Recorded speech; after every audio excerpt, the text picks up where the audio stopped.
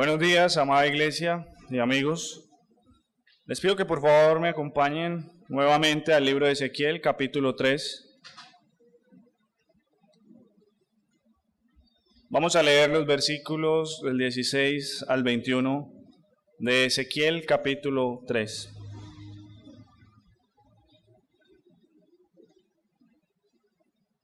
Dice la palabra del Señor.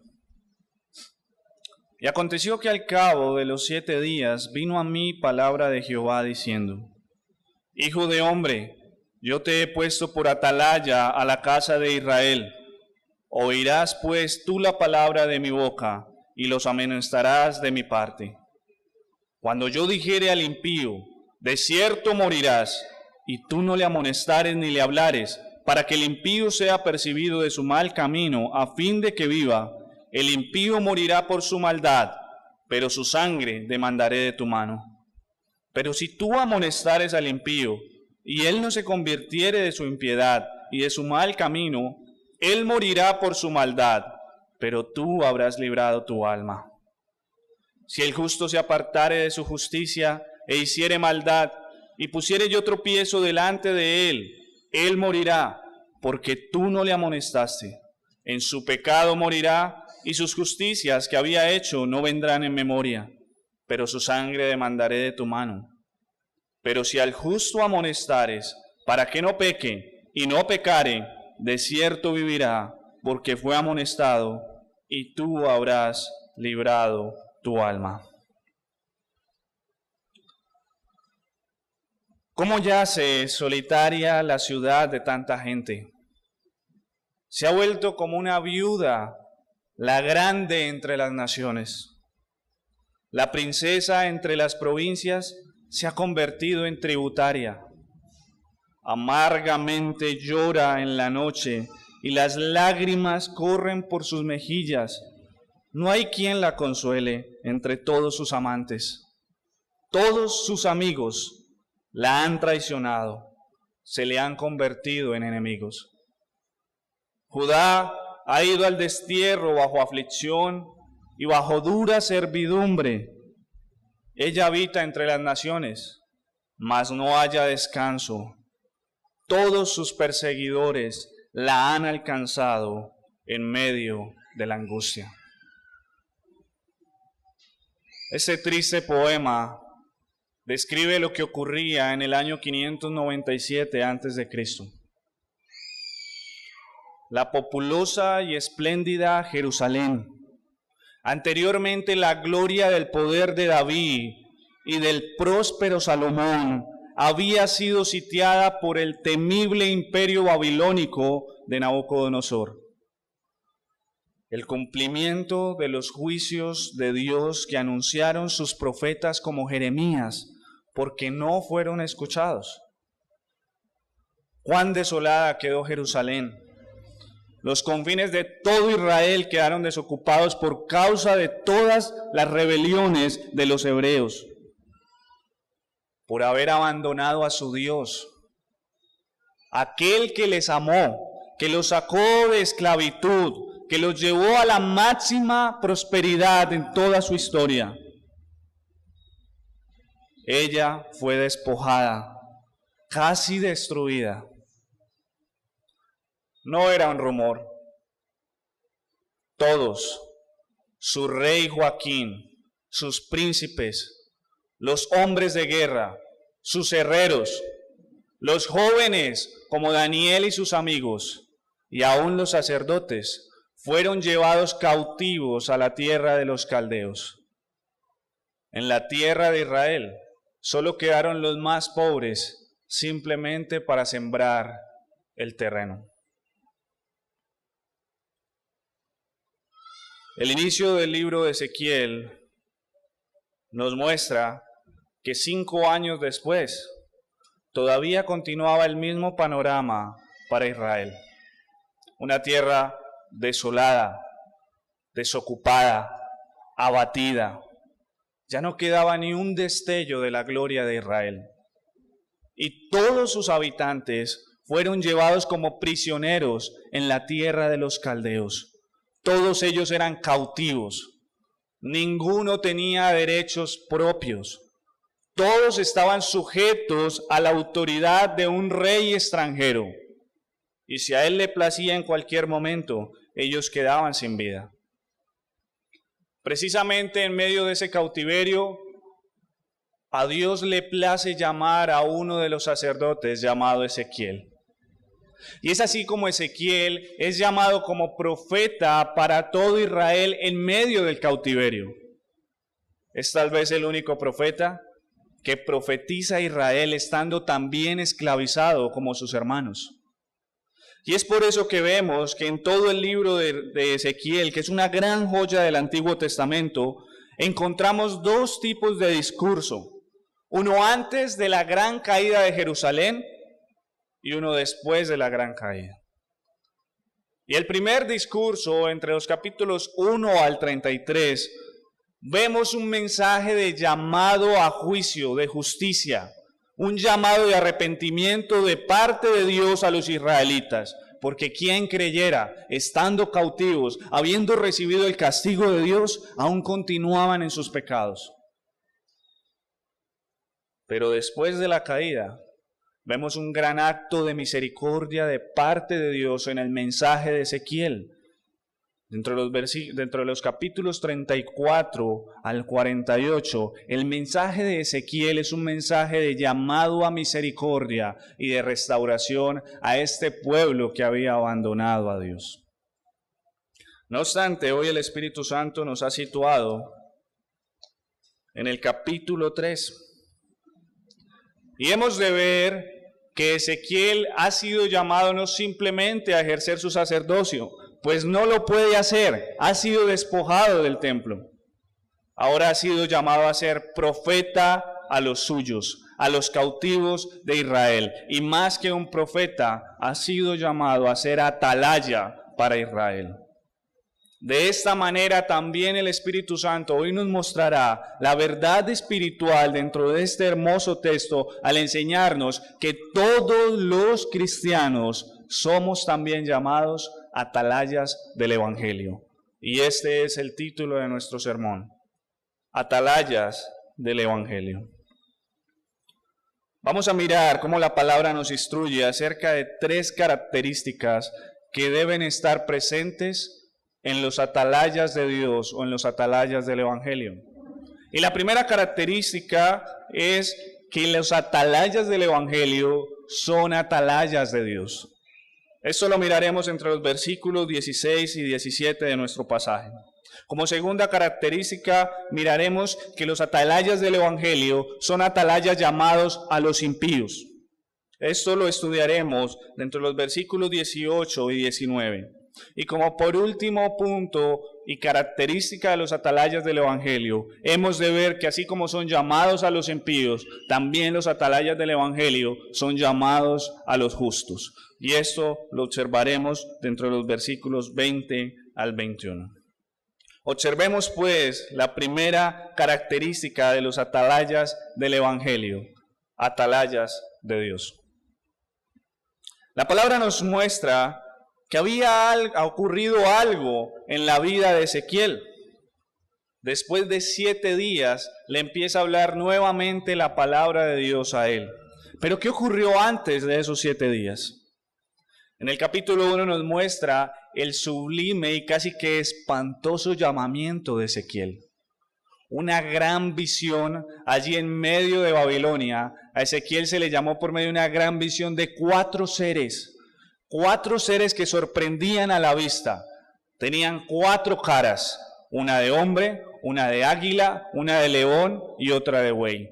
Pero lo mejor de la visión no eran ni siquiera los 4 seres, sino que en medio de los 4 seres había un trono. Y en medio, sentado allí en ese trono, había una figura de hombre, como bronce repuñido, brillante, esplendoroso.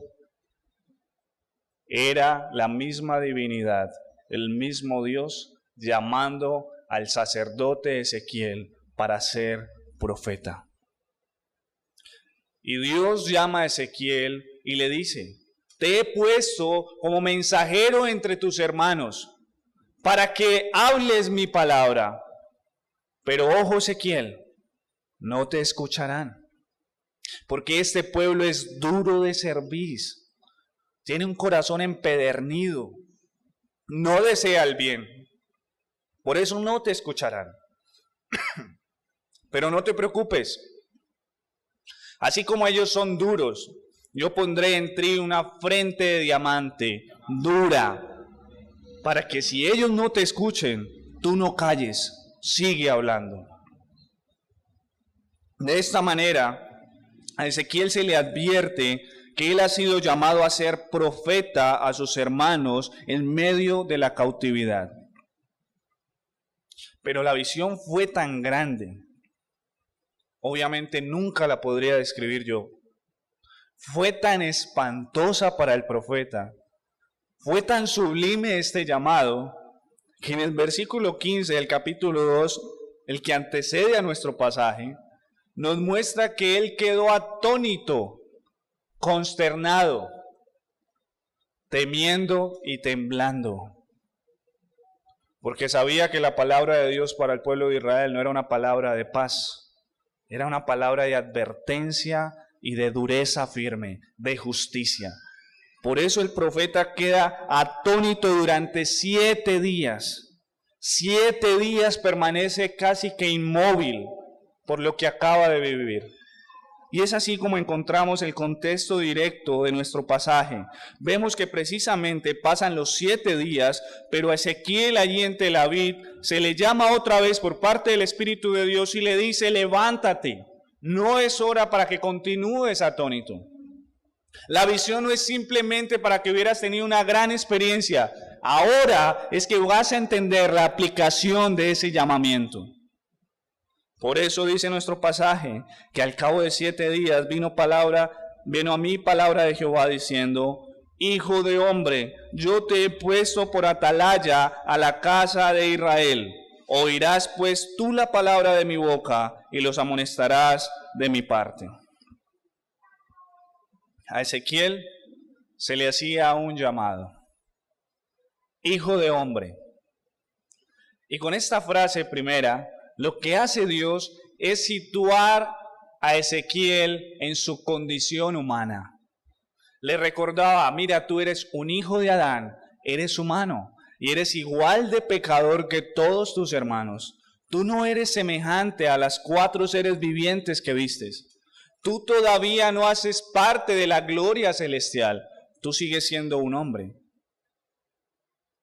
Ezequiel, no has tenido un llamado privilegiado y por tanto eres más excelso que tus hermanos. No, sitúate donde debes de estar. Tú eres casi que menor que tus hermanos. Pero añade a eso, tú como hombre has tenido un gran privilegio y ese llamado a ser atalaya de Israel. Te he puesto como atalaya de Israel. La palabra atalaya también se puede traducir como centinela, vigilante o vigía. En la antigüedad, el atalaya era aquel soldado o aquel hombre de la milicia que tenía un gran cargo por su responsabilidad. Normalmente en las ciudades fortificadas, en lo más alto, en las torres o en los muros, se situaba allí el atalaya y su labor era estar vigilando el alrededor de la ciudad que protegía. Tenía que estar al tanto de cualquier cosa que pudiera amenazar la seguridad de todos sus conciudadanos. Por tanto, si el atalaya veía algún movimiento de un ejército enemigo o tal vez venía un gran ejército de fieras salvajes a atacar a la ciudad, él debía inmediatamente alertar a todo el pueblo, para que todo el pueblo estuviese preparado para lo que venía. Ese era su trabajo. Por eso el atalaya era sumamente importante. Una de las estrategias que más se utilizaban en la antigüedad, precisamente para poder sitiar o invadir a una ciudad, era primero asesinar a su atalaya. Porque si la ciudad no estaba percibida, probablemente eran una muy buena presa para caer. Fácilmente podían caer, no estaban preparados para lo que se les venía. Aquí Dios le está diciendo a Ezequiel que él ahora es atalaya de Israel, pero nos queda una inquietud. Israel se encuentra esclavizado, cautivo. ¿Sobre qué va a advertir Ezequiel? ¿Por qué razón ha de ser llamado atalaya si ya la desgracia que había sido anunciada le ha ocurrido a Israel? Bueno, esto demuestra el carácter de atalaya al cual se le ha dado a Ezequiel. No era una atalaya militar, no era una atalaya de este mundo, era una atalaya espiritual. A Dios no le interesaba en ese momento la situación material de Israel. A Dios le importaba y quería llamar la atención de la situación espiritual de Israel. Ellos se encontraban cautivos en ambas esferas. En la esfera material eran prisioneros de Babilonia, pero también se encontraban cautivos en la esfera espiritual. Eran esclavos de sus pecados. Solo basta recorrer fácilmente el libro de Ezequiel para que se den cuenta que hasta los ancianos, siendo cautivos, eran idólatras todavía. Ellos no entendían lo que había pasado. Dios los había castigado y ellos, en vez de redarguir su corazón y volverse a Dios, lo que hacían era más sumergirse en los pecados. Por eso era necesario para Dios establecer una atalaya espiritual sobre Israel.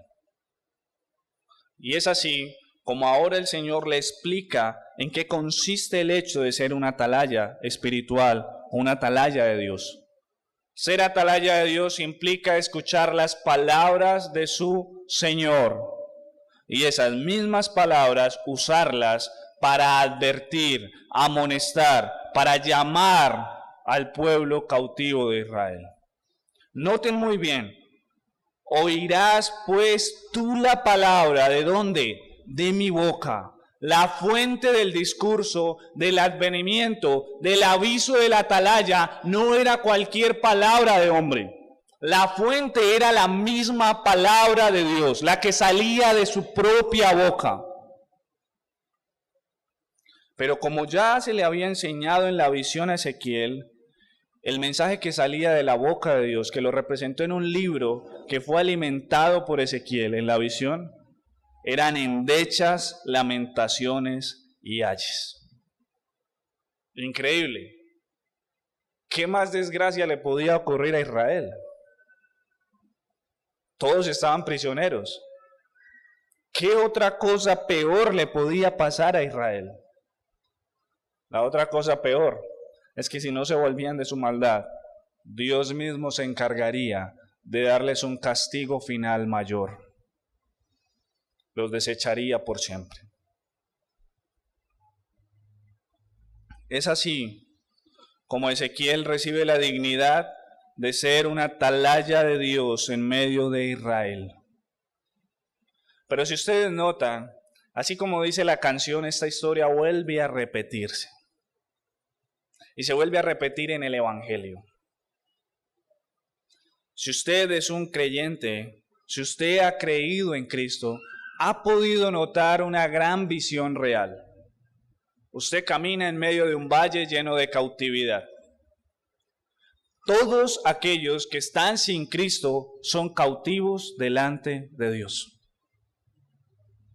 Y adivinen, al momento de usted arrepentirse, ser regenerado y ser llamado al Evangelio, usted ha sido puesto como atalaya en este mundo, como una atalaya de Dios. Pero no es para sanar sus necesidades materiales. No es para que usted les predique acerca de lo prósperos que pueden llegar a ser en este mundo. Es para que usted les advierta la misma palabra que sale de la boca de Dios, que para nosotros los cristianos no se resume más que en el mismo evangelio de la cruz de Cristo. Es decir, que todos los atalayas de Dios son atalayas del evangelio. Están llamados únicamente a oír el evangelio y esas mismas palabras repetirlas a este mundo cautivo. Así como Ezequiel, nosotros habitamos en medio de la cautividad. Así como Ezequiel, nosotros estamos también aquí en este mundo, casi que encerrados en medio y rodeados por el pecado. La gran Babilonia nos tiene como sus conciudadanos obligados.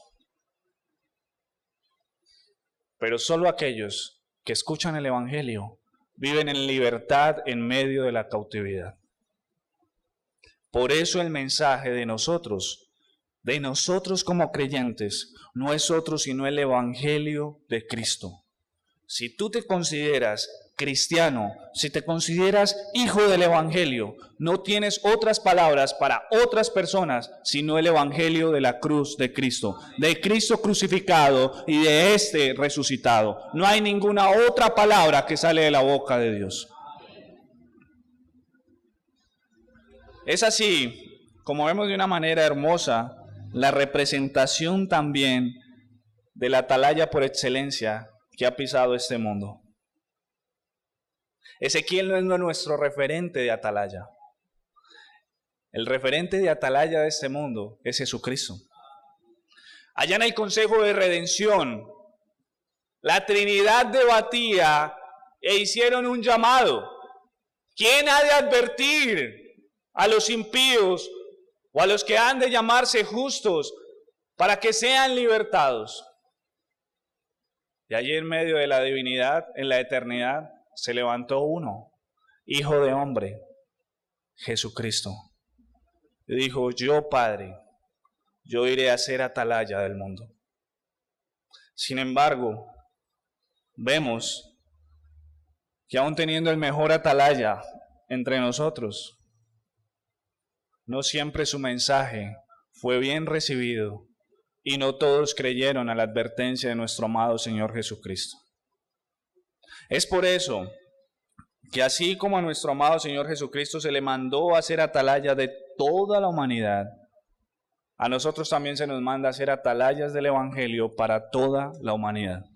Es así como empezaremos a ver dos escenarios en los cuales se desenvuelve la tarea de la atalaya del Evangelio. Empezaremos con el primero. El atalaya está llamado a ser atalaya de los impíos. Y el segundo será, el atalaya ha sido llamado para ser atalaya a los justos. Continuemos con el segundo punto. Atalaya a los impíos. En el versículo 18, el Señor le empieza a describir la tarea a Ezequiel. Cuando yo dijere al impío, de cierto morirás, y tú no le amonestares, ni le hablares, para que el impío sea percibido de su mal camino, a fin de que viva, el impío morirá por su maldad, pero su sangre demandaré de tu mano. El impío es tomado en la Escritura como aquel que ha desechado a Dios, como aquel que simplemente se deleita en el pecado. Para él no hay necesidad de cumplir ninguno de los mandatos de Dios. Sencillamente el impío es como lo describe el Salmo 36. Su iniquidad, le dice en su corazón, no hay temor de Dios delante de sus ojos. El impío es aquel que vive en su libertinaje pecaminoso. No le interesa conocer nada de las cosas espirituales. Para él lo más importante son sus propios deseos. Su propio Dios se llama yo. Ese es el Dios del impío. El impío es alguien que no desea la verdad, no desea que le corrijan, porque para él no hay corrección. Su verdad es la verdad propia y cada quien puede tener su propia verdad. Y a Ezequiel se le dice, bueno, llegará un momento, querido atalaya, en donde yo te diré que debes hablar al impío y nota el mensaje que te estoy dando. De cierto morirás. Un mensaje muy pacífico para los impíos. Muy suave, como dirían hoy en día. El mensaje era, de cierto morirás. El mensaje de Dios para ese atalaya, para los impíos, era advertirles y decirles, señores, ustedes en su modo de vivir, en su impiedad, van a morir. Les estoy simplemente anunciando.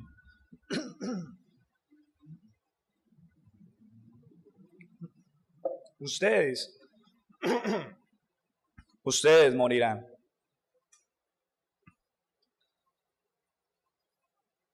Esto demuestra la justicia de Dios para con todos los hombres. Todo aquel que camina en contra de Dios se hace enemigo de Dios y por tanto su justicia reclamará retribución.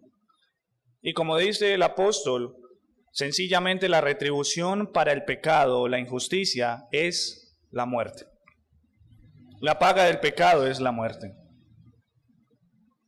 Al impío se le era llamado sencillamente para que se volviese de su camino.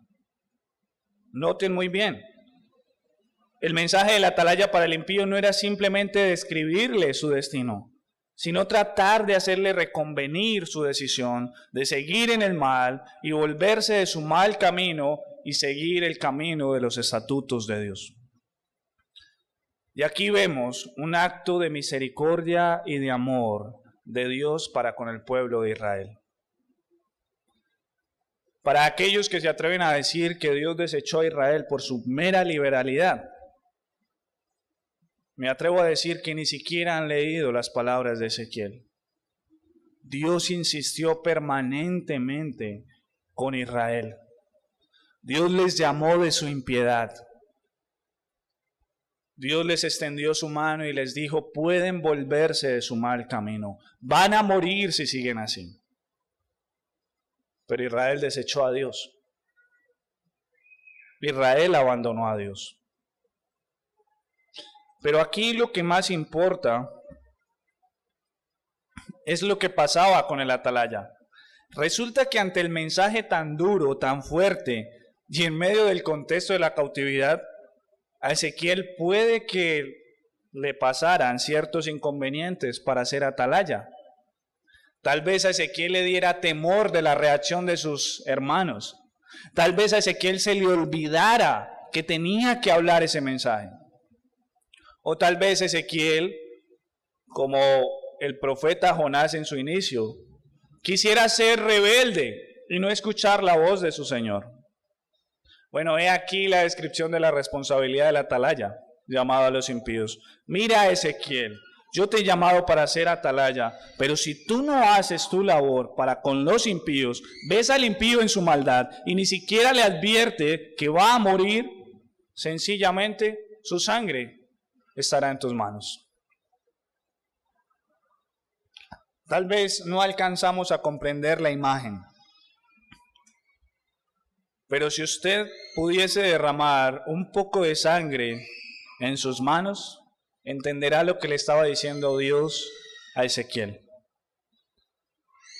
Lo peor es que para Ezequiel no había un impío en Israel. No habían 2 o 3. En Israel la mayoría eran impíos. Solo había un pequeño remanente. Imagínese la cantidad de sangre que estaría en las manos de Ezequiel si no hablara como atalaya.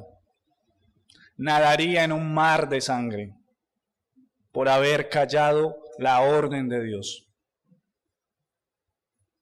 Para algunos, creen que el hecho de que Dios le dijera, su sangre demandaré de tu mano, implicaba que Ezequiel incluso podía morir si no hiciera su labor como atalaya.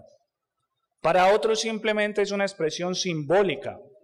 Tal vez lo que quería decir el Señor a Ezequiel es que su tarea era tan importante que si no le hablaba a los impíos, era tal su responsabilidad que para Dios era como si ellos hubieran muerto por su culpa. Lo cierto es que para Dios la tarea de ser un profeta en medio de los impíos es muy grande, a tal punto que hemos visto aún en las Escrituras, como lo dice en Segunda de Reyes, que un varón de Dios, por no haber acudido a la voz y al mandato de Dios, fue devorado por un león. Es más, si ustedes meditan en el Pentateuco, a aquel profeta que diera una mala información o dijese algo que fuera en contra de la voz de Dios o no se cumpliera, su retribución era la muerte. Lo que debemos de notar aquí sencillamente o concluir es que la tarea del atalaya para los impíos era de vital importancia para él. Era su razón de ser, su manera de vivir. A él no le podía pasar por alto hacer lo que Dios le mandaba. él tenía que decirle al impío: vas a morir, ciertamente morirás, conviértete de tu mal camino, porque si no, la responsabilidad caería sobre sus manos. Por otro lado, podía pasar que tal vez Ezequiel, cumpliendo su llamado, sí amonestare al impío. Y en ese caso el Señor le dice: bueno, en caso tal de que tú amonestes al impío, pero noten muy bien, amoneste ¿a quién? Al impío, es decir, aquel que no desea venir al bien o ir al camino de bien. En caso que tú lo amonestes y él no se convierta de su camino, en ese caso tú habrás librado tu alma. Es decir, me has honrado, has cumplido con tu trabajo, lo has hecho. De alguna manera también le estaba diciendo a Ezequiel, que noten muy bien, era un hebreo viendo la desgracia de sus hermanos hebreos. Le está diciendo: Ezequiel, no es tu responsabilidad el resultado de la profecía que hagas a este pueblo o el resultado del aviso que des a este pueblo. Si ellos responden que no, no es tu responsabilidad. Su maldad no contamina nunca el mensaje que tú les has dado. Porque así como el atalaya que avisa a su pueblo que viene un ejército enemigo, no es responsable de las muertes que ocurran en medio del enfrentamiento, porque él cumplió con su labor. De la misma manera, el atalaya llamado a los impíos no es responsable de las almas que se han perdido o de aquellos que no se convirtieron, porque él cumplió su labor.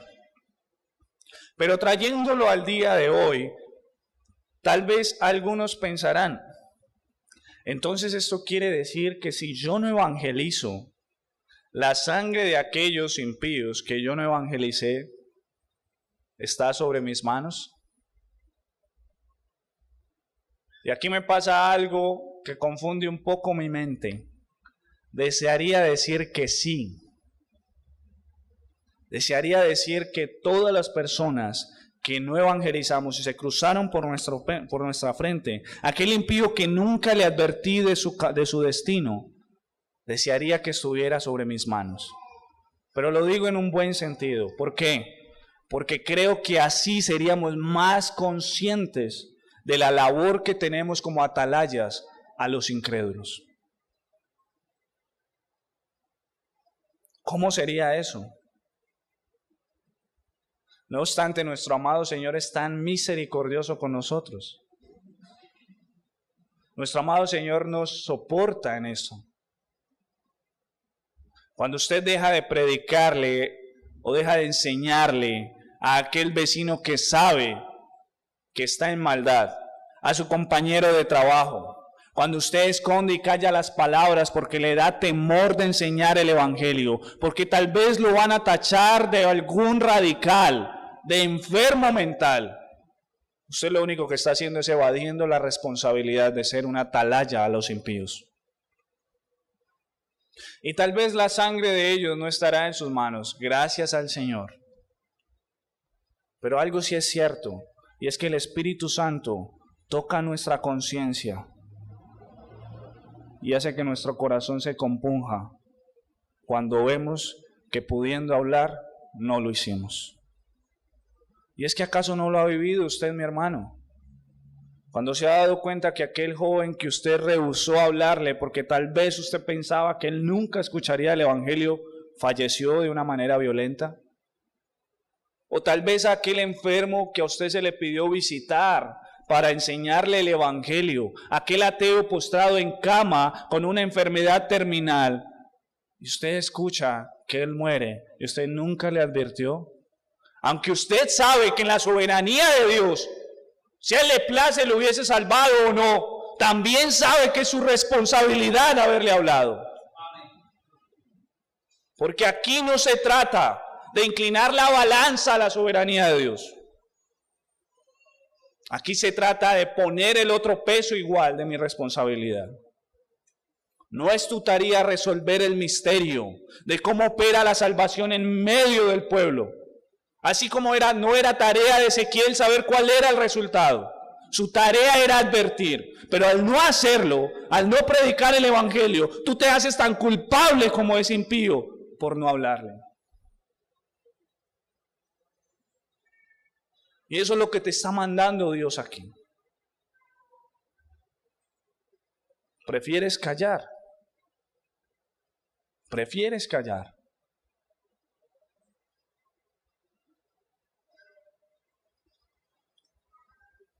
Pero de otra manera, vemos un gran mensaje para usted, mi querido amigo, para usted que no se ha convertido. Mire el amor de Dios hacia usted. Mire la responsabilidad tan alta que ha puesto sobre sus atalayas para que ellos le prediquen, para que le hablen a usted. Por eso es mi temor al momento de hablar en esos momentos. Porque deseo que ninguno de los que están aquí presentes, de los incrédulos que aquí están presentes, no tengan que llegar al tribunal en mi juicio como alma, no para condenación, pero para salvación. Y al momento de equilibrar mis galardones, se me diga que nunca le hablé al impío que se cruzó por mi frente. Ese es el amor de Dios hacia ti, querido impío. Pero es el amor que tú rechazas. Y por eso, a cambio de amor y de vida, vas a recibir muerte. Aquí se te reconviene, por estos atalayas humildes, que debes convertirte de tu mal camino. Vuélvete a Dios. Deja tu maldad. Ven a Cristo.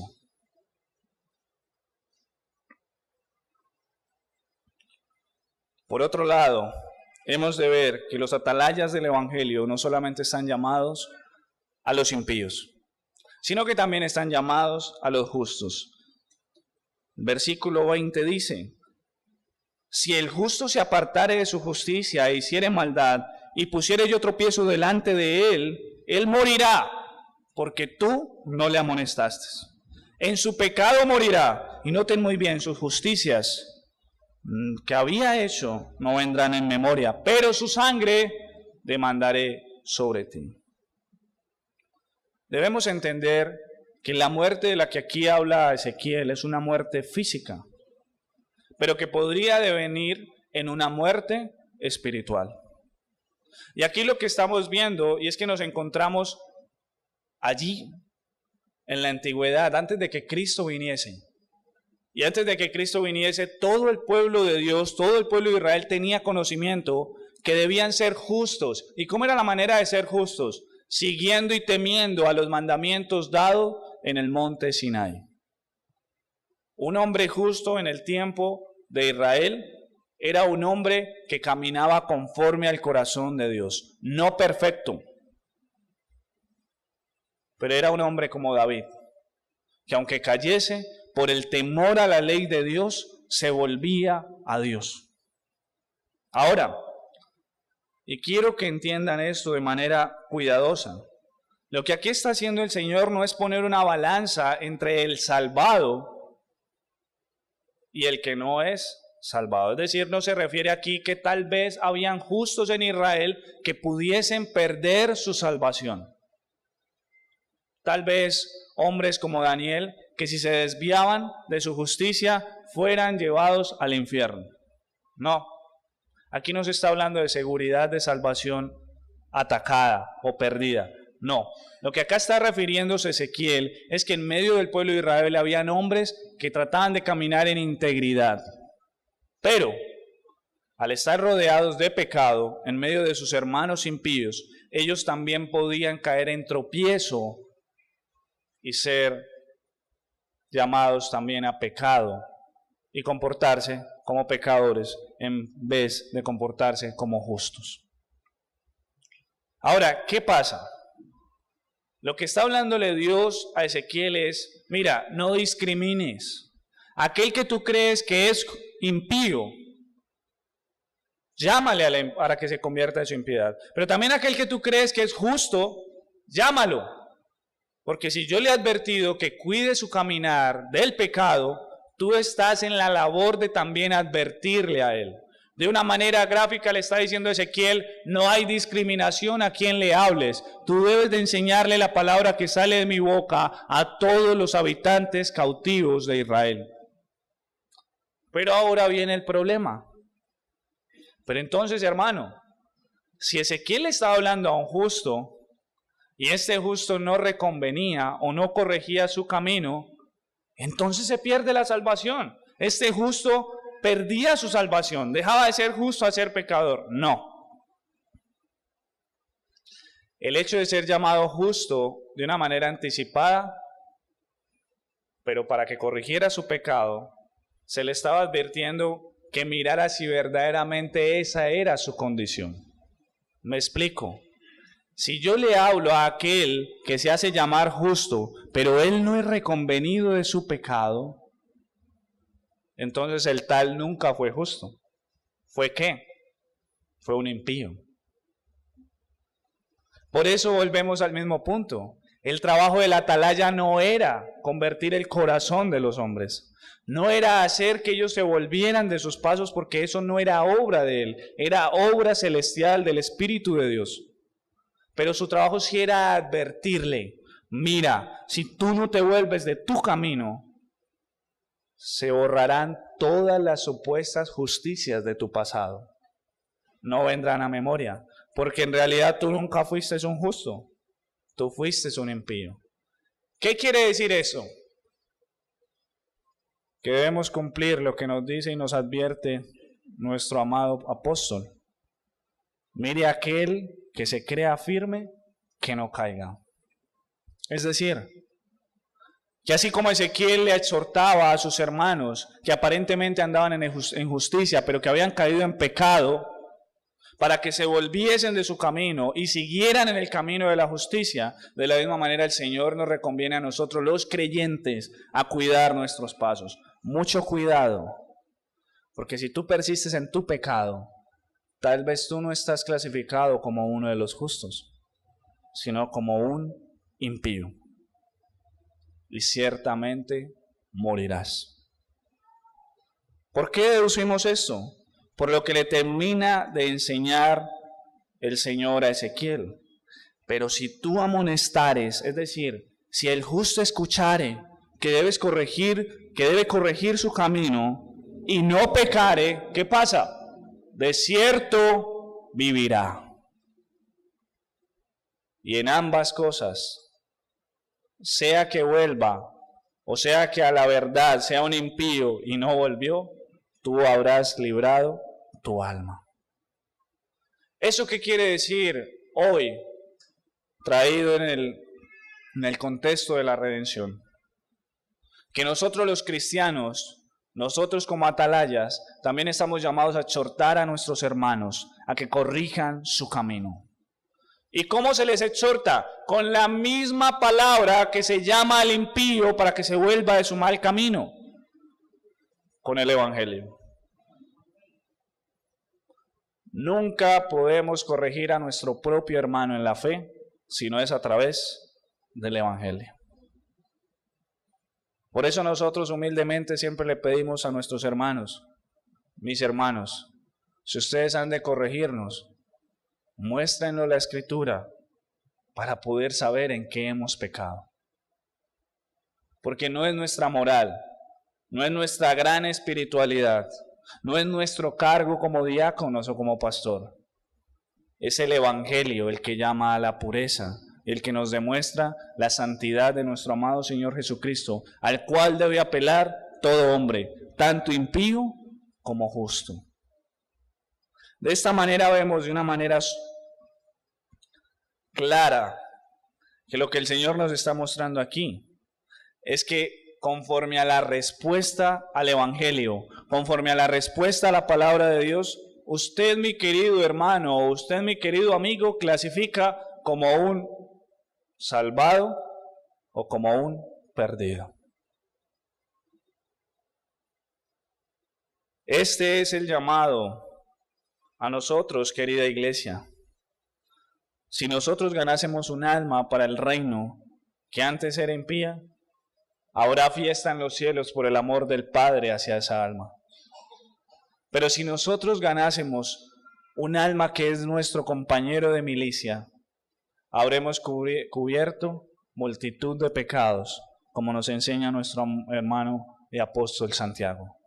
Cada vez que tú usas tu labor como atalaya, estás ejerciendo poder en medio del reino de los cielos. Y estás siendo privilegiado, porque no le fue dado a los querubines, no le fue dado a los 4 seres vivientes o a las grandes figuras celestiales. Le fue dado a los hombres, a la iglesia, el gran privilegio de transmitir el evangelio de Cristo como atalaya. He aquí el mensaje. Iglesia, levanta tus muros y levanta tus torres y párate allí en lo más alto y empieza a pregonar el evangelio para convertirte y hacer honor en lo que Dios te ha mandado, en ser atalaya.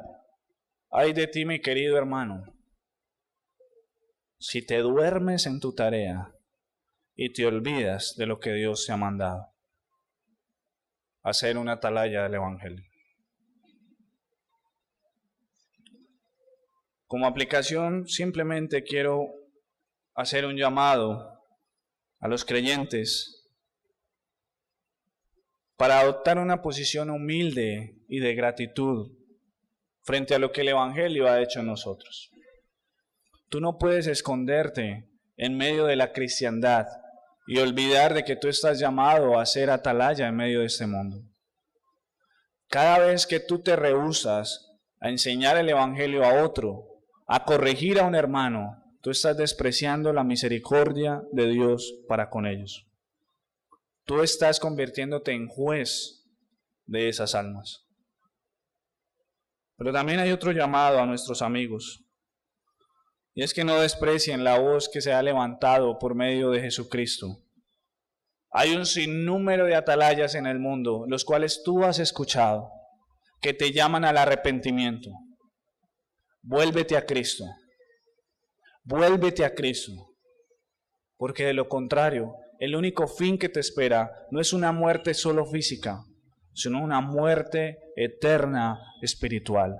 El infierno del lago eterno le espera a aquellos que se rehúsan a escuchar la palabra de los atalayas del evangelio. Vengan a Cristo. Vengan a Cristo. Oremos. Dios y Señor nuestro, te damos gracias por tu palabra y te damos gracias por ser puestos como emisarios del evangelio. Dice tu palabra que cuán bellos son los pies de aquellos que anuncian las buenas nuevas de salvación. Nosotros queremos, Señor, ser los propietarios de esos pies que anuncian sin cesar el evangelio de la cruz de Cristo. Ayúdanos a entender que fuimos puestos como atalayas en medio de este mundo. Y Señor, prospera nuestra tarea. No permitas que los afanes de este mundo nos hagan olvidarnos de esa labor. Labor excelsa que nuestro amado Señor Jesucristo nos dejó como legado. Ser sus embajadores en medio de este mundo. Te ruego que tengas misericordia del alma perdida y que atienda nuestro llamado y se convierta a Cristo. Amén.